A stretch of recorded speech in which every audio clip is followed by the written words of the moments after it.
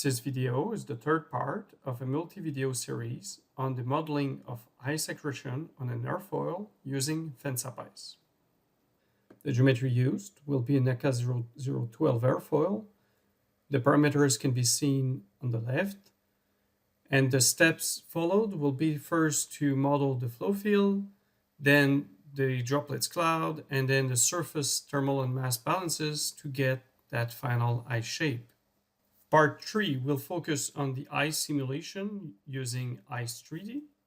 And now we have an airflow, we have a droplet flow also around the airfoil.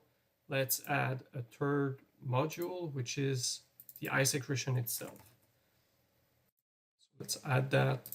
Again, I'll copy the parameters from the previous simulation, so droplet onto ice. And so it found the grid, the airflow solution, the droplet solution, and it's going to output swim-sol is going to be the surface solution of heat and mass balance equations, and then we'll have the deformed surface also.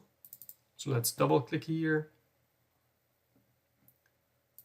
We have again the same kind of view. So let's look at the inputs. Here are the file names for the grid, flow solution, droplet solution. The icing model that's being used is important. So rime is going to be all the water hitting the surface, all these droplets are going to freeze in place. You can also model on the water film, so meaning no freezing is going to happen, everything is going to flow. But the most advanced model is glaze. So it can either freeze everywhere, water can flow without freezing, or in between, glaze conditions are going to be seen, meaning that a water film is going to flow on top of an ice surface that it's going to increase in size. Concavity fix and ice shape smoothing iterations might be needed for really complex geometries. That is going to allow to get a valid surface mesh that's going to be used to deform the volume mesh for future simulations. So the conditions were copied from the previous setup, but we now also have to define the ice, some parameters related to the ice accretion itself. These parameters include the ice density type, constant or not, although I will recommend to always start with constant ice density and then try to change it if needed. One important thing to note is that we can impose a different air temperature than what was used in the airflow solution. And so we could have one airflow solution and multiple ice accretion for different temperatures. For the boundaries, there isn't many parameters to set, only the walls are important. So what we can do is, for example, disable icing on a specific surface, and we can impose some heat flux. For example, if there is anti-icing to be modeled. On the solver parameters, there's really only the total time of ice accretion that's important. That's going to be the amount of time that the surface is exposed to icing conditions.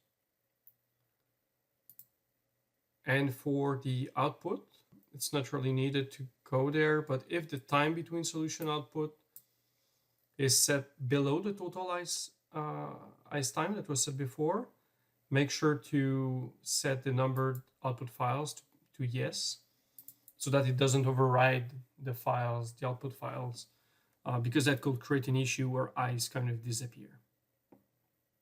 So let's run that for CPUs only, since it's on the surface. We'll have some graphs here of total mass of ice. You see that it's really fast. It's a surface solution, and it's done now. And what we have here at the bottom is two buttons to view the solution. First, using view. It's opening View Miracle again, and we will see the surface solutions. And the data that we have available is many different terms from mass and energy balance. For example, the mass evaporation, or the convectivity flux and elements like data like that. And again, we can enable a 2D view, for example, like that, and look at the results that way. Now, the other viewing capacity is view ice. So it's opening view miracle again. It's the same tool, but it's made to show the ice in a way that's really nice to look at. So we see the icing layer that is the ice layer that is kind of white or gray, light gray on that surface, and that's easier to look at the results that way. This is the end of part 3 of that multi-video series. In the next video, part 4, we will look at the modeling of ice accretion using multi-shot simulations.